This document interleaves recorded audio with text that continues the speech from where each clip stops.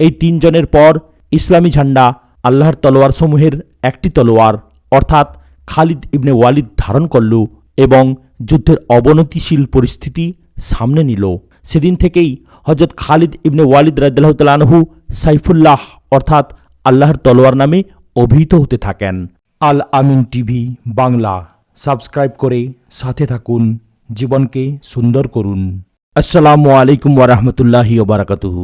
প্রিয় ভাইরা, ইসলামের ইতিহাস তথা নবী পাক সাল্লাল্লাহু আলাইহি ওয়াসাল্লামের জীবনীর 21তম পর্বে আপনাদের স্বাগতম। গত পর্বে আপনারা শুনেছেন প্রিয় নবী সাল্লাল্লাহু আলাইহি ওয়াসাল্লাম কিভাবে একের পর এক দুর্গ নিজের হাতের মুঠোয় করে নিয়েছিলেন। আর আজ শুনছেন সেই ঐতিহাসিক যুদ্ধ, মুতার যুদ্ধ। ভিডিওটি ভালো লাগলে চ্যানেলটিকে সাবস্ক্রাইব করবেন, লাইক করবেন এবং আপনার মূল্যবান মতামত জানাতে কমেন্ট করতেও ভুলবেন না। শুরু করছি মুতার যুদ্ধ। হযরত নবী করিম সাল্লাল্লাহু আলাইহি ওয়াসাল্লাম যে দাওয়াতি চিঠিপত্র রাজা বাদশাহদের নামে লিখেছিলেন, তার মধ্যে একটি চিঠি হারিস ইবনে উমাইর আজদি রাদিয়াল্লাহু তাআলা আনহুর মারফত বসরার শাসনকর্তার নামে প্রেরণ করেছিলেন। হারিস ইবনে উমাইর আজদি রাদিয়াল্লাহু তাআলা আনহু রওনা হয়ে বসরা যাওয়ার পথে সিরিয়া সীমান্তের সন্নিকটবর্তী মুতা নামক স্থানে পৌঁছতেই সেখানকার শাসনকর্তা সুরাহবিল ইবনে উমর গাসসানি, যিনি রোম সম্রাটের তরফ থেকে ওই এলাকার গভর্নর ছিলেন, তাকে গ্রেপ্তার করলেন এবং ইনি বসরা শাসনকর্তার নিকট হযরত মুহাম্মদ সাল্লাল্লাহু আলাইহি সাল্লামের চিঠি নিয়ে যাচ্ছেন এ কথা অবগত হয়ে তাকে শহীদ করে ফেলল। হারিস ইবনে উমাইর রাদিয়াল্লাহু তাআলা আনহুর অহেতুক হত্যাকাণ্ডের খবর যখন মদিনা মুনাওয়ারায় পৌঁছল, তখন মুসলমানগণ প্রচণ্ড আঘাত পেলেন। হযরত নবী করিম সাল্লাল্লাহু আলাইহি ওয়াসাল্লাম এই উদ্ধত গাসসানী সর্দারকে শায়েস্তা করার জন্য একটি অভিযান প্রেরণ করলেন। এই অভিযান প্রেরণে যদি বিন্দুমাত্র বিলম্ব হতো তাহলে সিরিয়ার পক্ষ থেকে মদিনা আক্রান্ত হওয়া ছিল অবশ্যম্ভাবী। হযরত নবী করিম সাল্লাল্লাহু আলাইহি ওয়াসাল্লাম মুসলমানদেরকে নিজ নিজ যুদ্ধাস্ত্র নিয়ে হারাক নামক স্থানে সমবেত হতে বললেন। সুতরাং 3000 ইসলামী সৈন্য হারাক নামক স্থানে সমবেত হল। নবী করিম সাল্লাল্লাহু আলাইহি ওয়াসাল্লাম যায়েদ ইবনে হারিসা রাদিয়াল্লাহু তাআলা আনহুকে এই দলের সেনাপত্য দান করে বললেন, যায়েদ ইবনে হারিসা যদি শহীদ হয়, জাফর ইবনে আবি তালিব এই দলের সেনাপতি হবে। জাফরও যদি শহীদ হয়, তবে আব্দুল্লাহ ইবনে রাওয়াহা সেনাপতি হবে।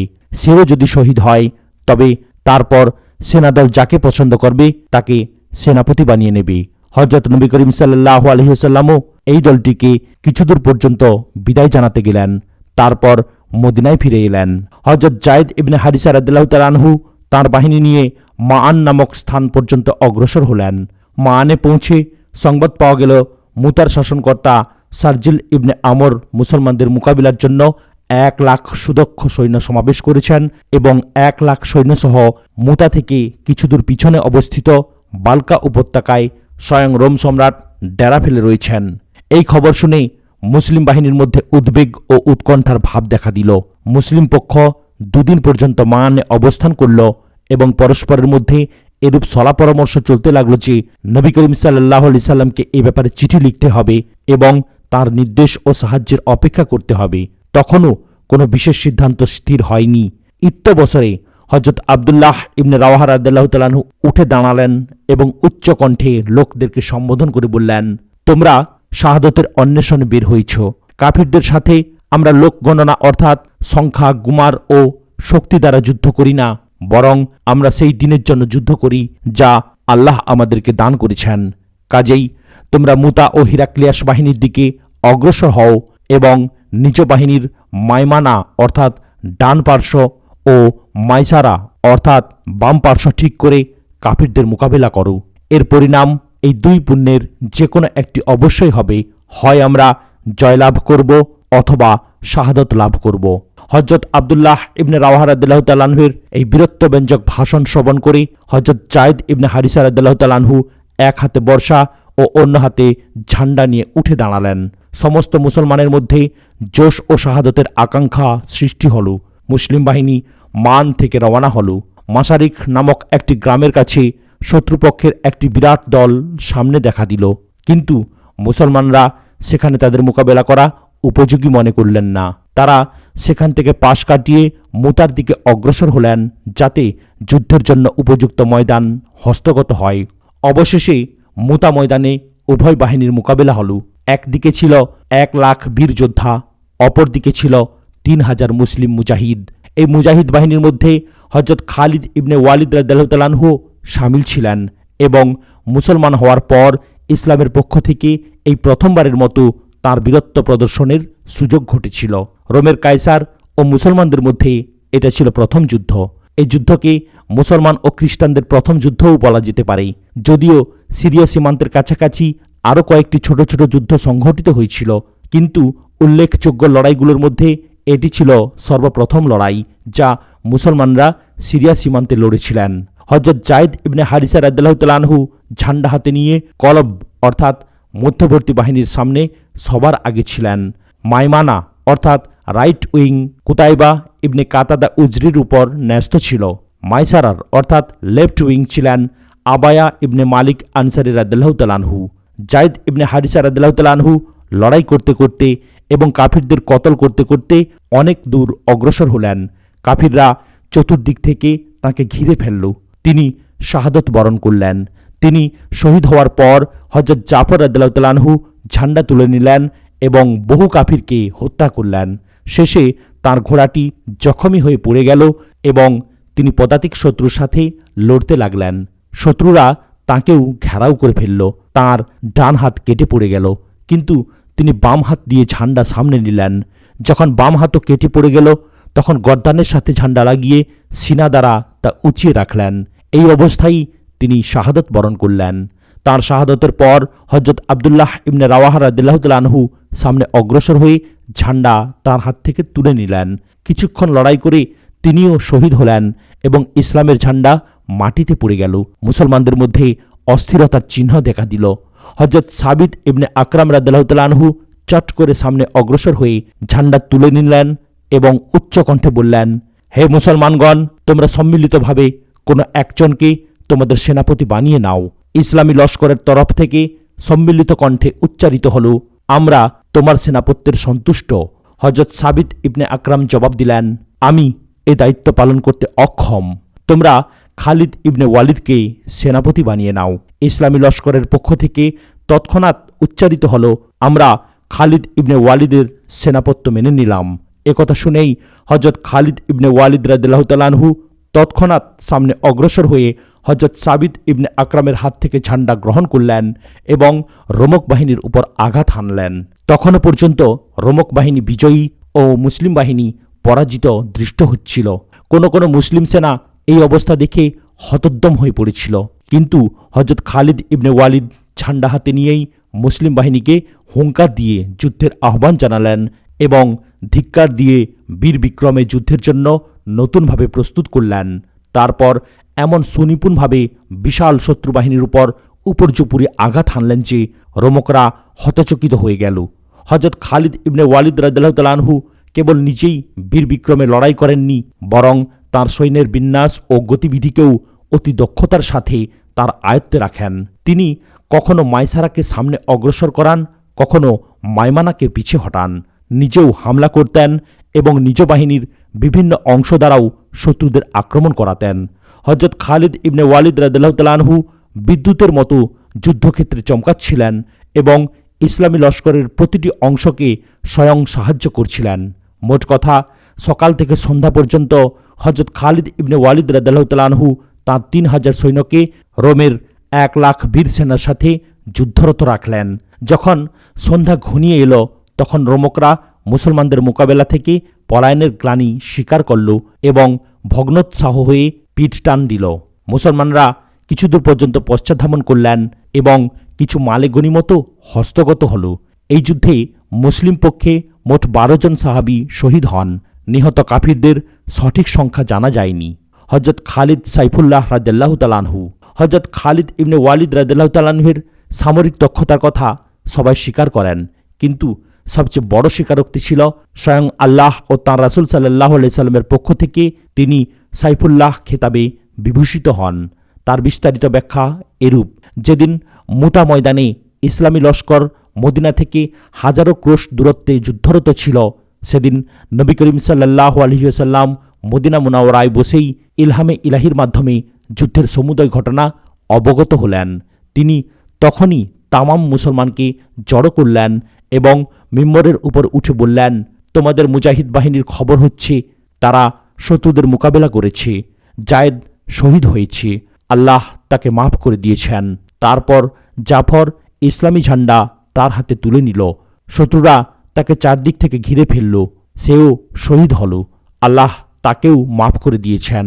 তারপর আবদুল্লাহ ইবনে রাওয়াহা ইসলামী ঝান্ডা হাতে নিল, সেও শত্রুদের সাথে লড়াই করতে করতে শহীদ হল। এদের সবাইকে জান্নাতে তুলে নেওয়া হয়েছে এবং সোনার সিংহাসনে তারা অবস্থান করছে।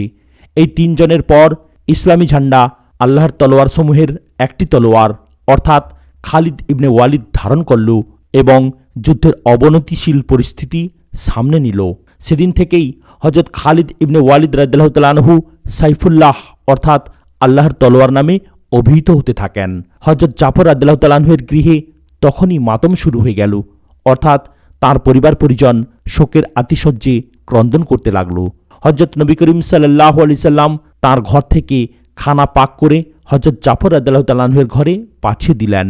হজরত খালিদ ইবনে ওয়ালিদ রাদিয়াল্লাহু তাআলা আনহু যখন তাঁর বিজয়ী বাহিনী নিয়ে মদিনার অদূরে এসে পৌঁছলেন, তখন হজরত নবী করিম সাল্লাল্লাহু আলাইহি ওয়াসাল্লাম মদিনা থেকে বের হয়ে কিছু দূর পর্যন্ত স্বাগত জানাতে গেলেন এবং হজরত খালিদ ইবনে ওয়ালিদকে সাইফুল্লাহ খেতাবের খোঁজ খবরই দিলেন।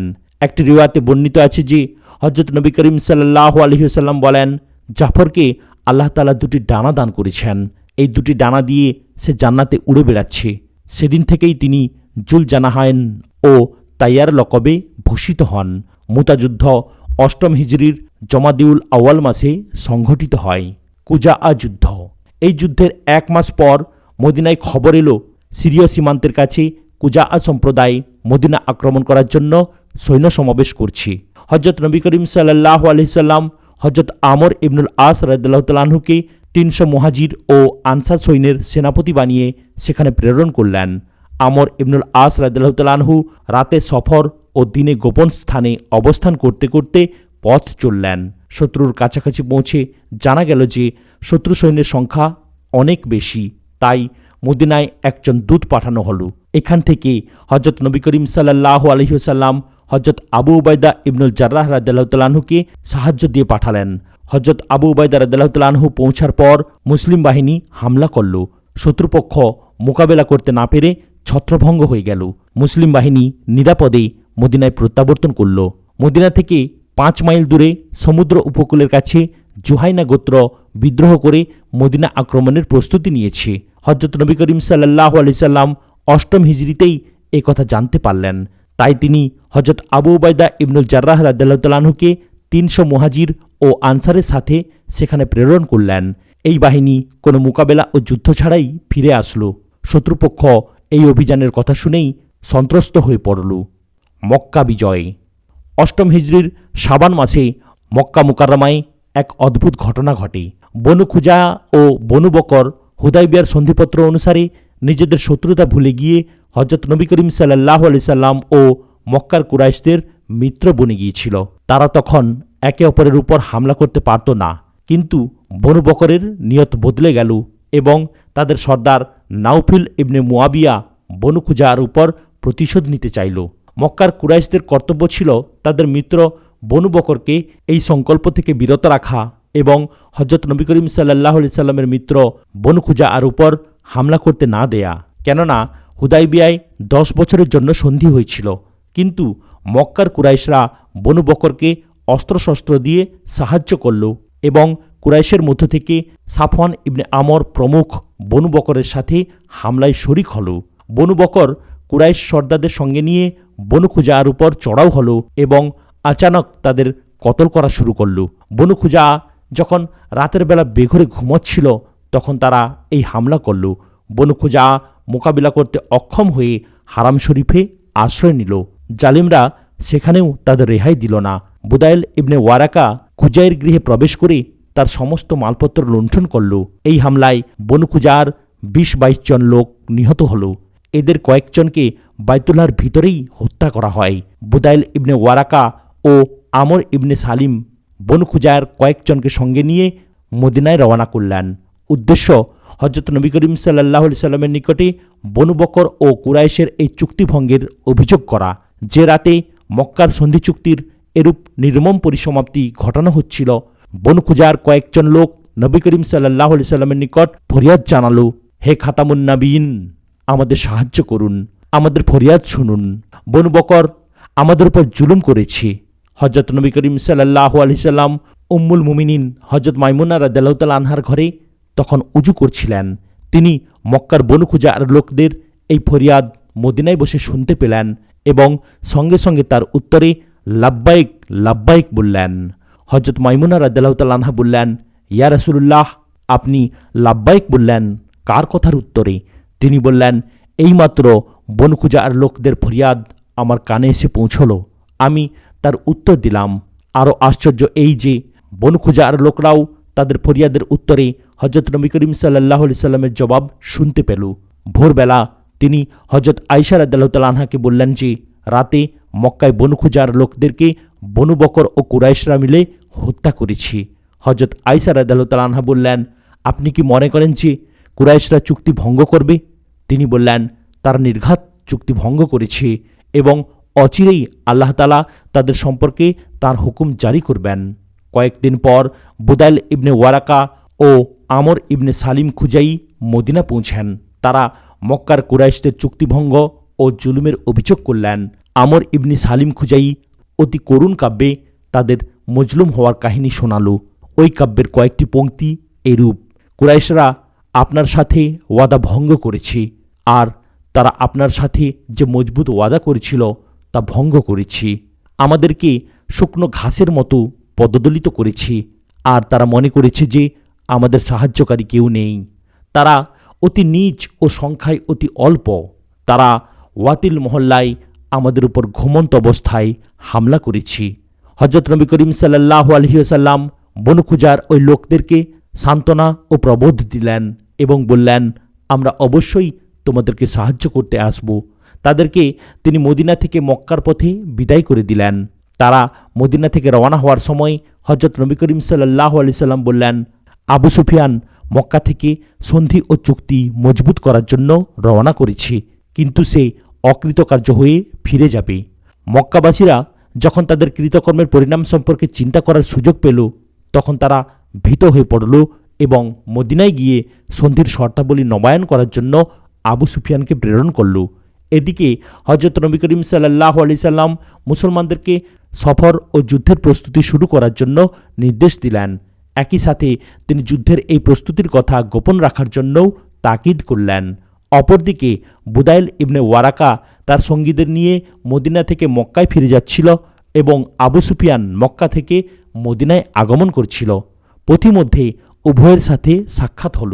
আবু সুফিয়ান জিজ্ঞেস করল, তোমরা কোত্থেকে আগমন করছো? তারা জবাব দিলেন, আমরা এই উপত্যকায় এসেছিলাম। আবু সুফিয়ান মনে করছিল যে তখন পর্যন্ত হযরত নবী করিম সাল্লাল্লাহু আলাইহি সাল্লামের নিকট মক্কার এ ঘটনার খবর পৌঁছেনি, তাই সে অতি সত্বর সন্ধিপত্রের নবায়ন করাতে চাইল। আবু সুফিয়ানের মদিনায় আগমন। আবু সুফিয়ান মদিনায় এসে হযরত নবী করিম সাল্লাল্লাহু আলাইহি সাল্লাম, হযরত ওমর ফারুক রাদিয়াল্লাহু তাআলা আনহু, হযরত আলী রাদিয়াল্লাহু তাআলা আনহুর সাথে পৃথকভাবে কথা বলতে চাইল, কিন্তু কেউই তাকে কোনো জবাব দিলেন না। তিনি নিরাশ হলেন।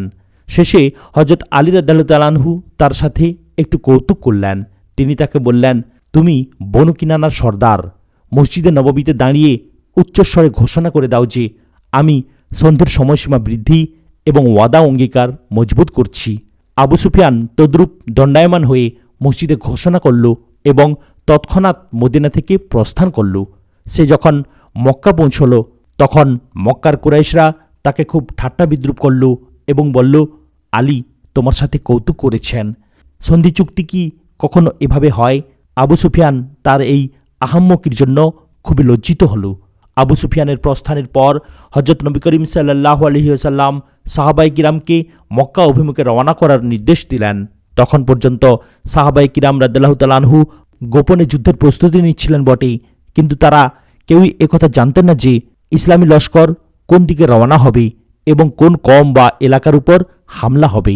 হযরত নবী করিম সাল্লাল্লাহু আলাইহি ওয়াসাল্লামের এই সাবধানতা অবলম্বনের উদ্দেশ্য ছিল যাতে কুরাইশরা পূর্বাহ্নেই এই হামলার খবর জানতে না পারে। হাতিব ইবনে আবি বালতাআ নামক জনৈক সাহাবী কুরাইশদের উপর মুসলমানদের হামলার খবর জানানোর জন্য এক মহিলার মাধ্যমে তাদের নিকট একটি পত্র প্রেরণ করেন। হজরত নবী করিম সাল্লাল্লাহু আলাইহি ওয়াসাল্লাম ওয়াহির মাধ্যমে তা জেনে ফেললেন। তিনি হজরত আলী ইবনে আবি তালিব রাদিয়াল্লাহু তাআলা আনহু ও হজরত জুবাইর ইবনে আওয়াম রাদিয়াল্লাহু তাআলা আনহুকে ওই মহিলাকে গ্রেফতার করে নিয়ে আসার জন্য প্রেরণ করলেন। তারা রওজা ই জানাহ এ পৌঁছে তাকে গ্রেফতার করলেন। তার সমস্ত আসবাবপত্র তন্ন তন্ন করে খুঁজলেন, কিন্তু পত্রের সন্ধান পেলেন না। হজরত আলী রাদিয়াল্লাহু তাআলা আনহু বললেন, এটা হতেই পারে না যে নবী করিম সাল্লাল্লাহু আলাইহি ওয়াসাল্লাম ভুল সংবাদ পেয়েছেন। পত্র অবশ্যই তার কাছে আছে। তিনি মহিলাকে ভয় দেখালেন ও ধমকালেন। তখন সে তার চুলের খোঁপার মধ্য থেকে চিঠি বের করে দিল। পত্র পাঠ করে দেখা গেল পত্রটি হাতিব ইবনে আবি বালতাআর লেখা। পত্রসহ মহিলাটিকে নবী করিম সাল্লাল্লাহু আলাইহি সাল্লামের নিকট আনা হলো। হাতিবকে তলব করা হলো। তিনি বললেন, মক্কায় আমার আত্মীয় স্বজন রয়েছে, তাই আমি মক্কাবাসীদের উপর একটু দয়া করতে চাইলাম এবং তাদের উপর আসন্ন হামলার খবর জানিয়ে দিতে চেয়েছিলাম, যাতে তারা কৃতজ্ঞতাবশত আমার আত্মীয় স্বজনের উপর অত্যাচার না চালায়। এ কথা শুনে হজরত ওমর ফারুক রাদিয়াল্লাহু তাআলা আনহু ক্রুদ্ধ হয়ে বললেন, ইয়া রাসূলুল্লাহ, আদেশ দিন, এই মুনাফিকের গর্দান উড়িয়ে দিই। তিনি বললেন, ওমর, হাতিবের ভুল ক্ষমার হ। হজরত হাতিব রাদিয়াল্লাহু তাআলা আনহুর ত্রুটি মার্জনা করা হলো। তিনি বদরি সাহাবী ছিলেন। মক্কার পথে যাত্রা। অষ্টম হিজরির 11ই রমজান হজরত নবী করিম সাল্লাল্লাহু আলাইহি সাল্লাম 10,000 সাহাবা সমভিব্যাহারে মদিনা থেকে রওনা করলেন। কুরাইশরা আবু সুফিয়ানের অকৃতকার্য হয়ে ফিরে আসায় খুব দুশ্চিন্তায় ছিল। তারা মুসলমানদের সংকল্প সম্পর্কে কোনো খবর পায়নি। কোনো গুপ্তচর ও মিত্রগোত্রও তাদের কোনো সংবাদ জানায়নি। হজরত নবী করিম সাল্লাল্লাহু আলাইহি ওয়াসাল্লাম মদিনা থেকে রওনা হয়ে খুব তড়িৎ গতিতে মক্কার পথ পাড়ি দিচ্ছিলেন। তিনি যখন জুহফা নামক স্থানে পৌঁছলেন, তখন তার চাচা হজরত আব্বাস ইবনে আব্দুল মুত্তালিব রাদিয়াল্লাহু তাআলা আনহু পরিবার পরিজন সহ মুসলমান ও মুহাজির হয়ে মদিনার পথে এসে মিলিত হলেন। নবী করিম সাল্লাল্লাহু আলাইহি সাল্লাম তাঁর পরিবার পরিজনকে মদিনায় পাঠিয়ে দিলেন এবং হজরত আব্বাস রাদিয়াল্লাহু তাআলা আনহুকে তার সঙ্গে নিলেন। ইসলামী লস্কর অগ্রসর হতে হতে মক্কার অদূরবর্তী মাররুজ জাহরান উপত্যকায়, যেটি মক্কার 4 ক্রোশ দূরে অবস্থিত, সেখানে পৌঁছে গেল। মক্কাবাসী তখনও বেখবর ছিল। তারা এও জানত না যে মুসলমানরা তাদের ওয়াদা ভঙ্গের কি শাস্তি দেবে আর কি কর্মপন্থা গ্রহণ করবে।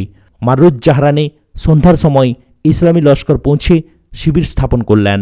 রাতে গোরক্ষকদের মাধ্যমে খবর পৌঁছল যে মাররুজ জাহরানে এক বিশাল বাহিনী শিবির স্থাপন করেছে।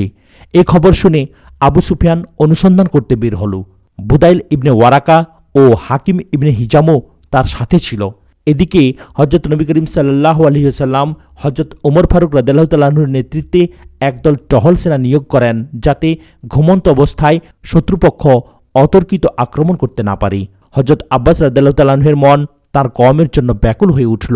তিনি জানতেন যে প্রত্যুষে যখন ইসলামী লস্কর মক্কা আক্রমণ করবে, তখন কুরাইশ ও মক্কার নাম নিশানা অবশিষ্ট থাকবে না। তিনি কামনা করতেন কোনো প্রকারে মক্কাবাসী মুসলমান হয়ে যাক। তাই তিনি রাতের বেলায় নবী করিম সাল্লাল্লাহু আলাইহি সাল্লামের দুলদুল নামক খচ্চরে আরোহণ করে শিবির থেকে বের হয়ে মক্কার পথে গমন করলেন। ইসলামী লস্করগাহে নবী করিম সাল্লাল্লাহু আলাইহি সাল্লামের নির্দেশক্রমে হাজার হাজার সেনাগুচ্ছ পৃথক পৃথক ছাউনি স্থাপন করেছিল এবং সবাই আগুন জ্বেলে রেখেছিল। আবু সুফিয়ান দূর থেকে আগুন দেখে হতভম্ব হয়ে পড়ল। এত বড় বাহিনী কোথা থেকে এলো? বুদাইল ইবনে ওয়ারাকা খুজাই বলল, এটি খুজা বাহিনী। আবু সুফিয়ান শুনে অবজ্ঞা মিশ্রিত কণ্ঠে জবাব দিল, বনু খুজায়ের কি ক্ষমতা আছে এত বড় বাহিনী সমাবেশ করার? তারা তো একটি দিনহীন ও ছোট্ট গোত্র মাত্র। রাতের অন্ধকারে হজরত আব্বাস রাদিয়াল্লাহু তাআলা আনহু আবু সুফিয়ানের কথার আওয়াজ চিনে ফেললেন। তিনি এই উদ্দেশ্যেই বের হয়েছিলেন যে মক্কার কোনো প্রভাবশালী ব্যক্তির সাথে সাক্ষাৎ হলে তাকে এই বিপদ সম্পর্কে অবহিত করে বলে দেবেন যে এই মুহূর্তে মুসলমান হয়ে যাওয়াই তোমার জন্য শ্রেয়। তিনি তৎক্ষণাৎ আবু সুফিয়ানকে আওয়াজ দিলেন এবং বললেন যে এ বাহিনী মুহাম্মদ সাল্লাল্লাহু আলাইহি ওয়াসাল্লামের বাহিনী। এরা প্রত্যুষে মক্কা আক্রমণ করবে। আবু সুফিয়ান হতবুদ্ধি হয়ে গেল এবং হজরত আব্বাস রাদিয়াল্লাহু তাআলা আনহুর নিকট এসে বলল, এখন উপায় কি? হজরত আব্বাস রাদিয়াল্লাহু তাআলা আনহু বললেন, তুমি আমার পশ্চাতে খচ্চরের উপর আরোহণ করো। আমি তোমাকে মুহাম্মদ সাল্লাল্লাহু আলাইহি সাল্লামের কাছে নিয়ে যাব। সেখানে তুমি নিরাপত্তা পেতে পারো। আবু সুফিয়ান নির্দ্বিধায় খচ্চরের উপর আরোহণ করল এবং তার অন্য 2 সহচর মক্কায় চলে গেল। হজরত আব্বাস রাদিয়াল্লাহু তাআলা আনহু আবু সুফিয়ানকে তার পশ্চাতে আরোহণ করিয়ে যখন ইসলামী লস্করগাহের দিকে ফিরে চললেন, তখন পথে হজরত উমর ফারুক রাদিয়াল্লাহু তাআলা আনহুর সাথে দেখা। তিনি আবু সুফিয়ানকে চিনে ফেললেন এবং কতল করতে উদ্যত হলেন। কিন্তু হজরত আব্বাস রাদিয়াল্লাহু তাআলা আনহু খচ্চর দাবড়িয়ে তড়িৎ গতিতে সটকে পড়লেন। হজরত উমর রাদিয়াল্লাহু তাআলা আনহু ছিলেন পদাতিক, তিনিও পিছনে পিছনে তলোয়ার নিয়ে ছুটলেন। হজরত আব্বাস রাদিয়াল্লাহু তাআলা আনহু নবী করিম সাল্লাল্লাহু আলাইহি সাল্লামের নিকট প্রথম পৌঁছলেন। তার পরপরই হজরত উমর রাদিয়াল্লাহু তাআলা আনহু পৌঁছে গেলেন এবং বললেন, ইয়া রাসূলুল্লাহ, এই কাফির বিনা শর্তে আমাদের আয়ত্তে এসে গেছে, আদেশ করুন গর্দান উড়িয়ে দিই। হজরত আব্বাস রাদিয়াল্লাহু তাআলা আনহু বললেন, আমি আবু সুফিয়ানকে আমান দিয়েছি। হজরত উমর রাদিয়াল্লাহু তাআলা আনহু পুনরায় অনুমতি চাইলেন। হজরত আব্বাস রাদিয়াল্লাহু তাআলা আনহু বললেন, উমর, তোমার বংশের কোনো ব্যক্তি হলে তুমি তাকে হত্যা করার জন্য এত পীড়াপিড়ি করতে না এবং এত উদ্গ্রীব হতে না। হজরত উমর ফারুক রাদিয়াল্লাহু তাআলা আনহু হজরত আব্বাস রাদিয়াল্লাহু তাআলা আনহুর কথার উত্তরে বললেন, আব্বাস, তুমি মুসলমান হওয়ায় আমি যত খুশি হয়েছি, আমার পিতা মুসলমান হলেও তত খুশি হতাম না। কেননা আমি জানতাম যে নবী করিম সাল্লাল্লাহু আলাইহি সাল্লাম তোমার মুসলমান হওয়া কামনা করতেন। এই দুই মনীষীর মধ্যে এরূপ কথোপকথন চলছিল। তখন নবী করিম সাল্লাল্লাহু আলাইহি সাল্লাম বললেন, আচ্ছা, আবু সুফিয়ানকে এক রাত সময় দেয়া গেল। তারপর হজরত আব্বাস রাদিয়াল্লাহু তাআলা আনহুকে বললেন, আবু সুফিয়ানকে তুমি তোমার তাঁবুর মধ্যে রাখো। হজরত আব্বাস রাদিয়াল্লাহু তাআলা আনহু আবু সুফিয়ানকে সারা রাত নিজের কাছে রাখলেন। সকালবেলা আবু সুফিয়ান মুসলমান হওয়ার সিদ্ধান্ত নিলেন এবং হজরত নবী করিম সাল্লাল্লাহু আলাইহি ওয়াসাল্লামের সামনে উপস্থিত হয়ে ইসলাম গ্রহণ করলেন। আবু সুফিয়ানের মর্যাদা বৃদ্ধি। হজরত আব্বাস রাদিয়াল্লাহু তাআলা আনহু হজরত নবী করিম সাল্লাল্লাহু আলাইহি ওয়াসাল্লামের নিকট উপস্থিত হয়ে বললেন, আবু সুফিয়ান মর্যাদাপ্রিয় লোক, আপনি তাকে বিশেষ কোনো মর্যাদা দান করুন। তিনি বললেন, আচ্ছা, যে ব্যক্তি কাবা ঘরে আশ্রয় নেবে তাকে আমান অর্থাৎ নিরাপত্তা দেয়া হবে। যে ব্যক্তি আবু সুফিয়ানের ঘরে আশ্রয় নেবে তাকেও আমান দেয়া হবে। যে ব্যক্তি তার আপন ঘরের দরজা বন্ধ করে বসে থাকবে সেও আমান থাকবে। আর যাকে নিরস্ত্র অবস্থায় রাস্তায় পাওয়া যাবে তারও কোনো অসুবিধা ঘটানো হবে না। আবু সুফিয়ান তার এই মর্যাদা বৃদ্ধি দেখে খুব খুশি হলেন। তখনই ইসলামী লস্কর অস্ত্রসজ্জিত হয়ে মক্কার দিকে ধাবিত হল। ইসলামী লস্করের বিভিন্ন গোত্রের বিভিন্ন নিশান ছিল। আবু সুফিয়ান উপত্যকার শীর্ষ দেশে এক উঁচু টিলার উপর দাঁড়িয়ে ইসলামী লস্করের দৃশ্য অবলোকন করলেন এবং সবার আগে মক্কায় প্রবেশ করে ঘোষণা করে দিলেন যে, যে ব্যক্তি কাবা ঘরে কিংবা আমার ঘরে আশ্রয় নেবে সে নিরাপদ থাকবে।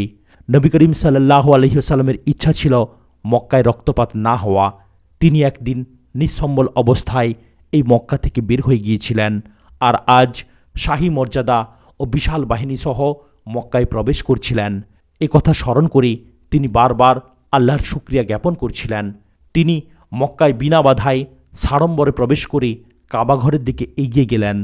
সওয়ারির উপর বসে 7 বার বাইতুল্লাহ তাওয়াফ করলেন। বাইতুল্লাহর সমস্ত প্রতিমা বাইরে নিক্ষেপ করলেন। তারপর কাবার দ্বাররক্ষক উসমান ইবনে তালহা রাদিয়াল্লাহু তাআলা আনহুর নিকট থেকে চাবি নিয়ে কাবা ঘরে প্রবেশ করলেন। 4 সালাত আদায় করলেন। তারপর কাবা ঘরের দরজায় দাঁড়িয়ে একটি ভাষণ দিলেন। মক্কাবাসীও সেখানে মাথা নিচু করে ভয় ও লজ্জায় তাঁর সামনে অপরাধীর ভঙ্গিতে দাঁড়িয়েছিল। প্রিয় ভাইরা, আজ এখানেই সমাপ্ত করলাম। ভিডিওর পরবর্তী অংশ অর্থাৎ নবী করিম সাল্লাল্লাহু আলাইহি ওয়াসাল্লামের ঐতিহাসিক ভাষণ শোনার জন্য চ্যানেলটিকে সাবস্ক্রাইব করুন, লাইক, কমেন্ট এবং শেয়ার করতেও ভুলবেন না। আসসালামু আলাইকুম ওয়া রাহমাতুল্লাহি ওয়া বারাকাতুহু।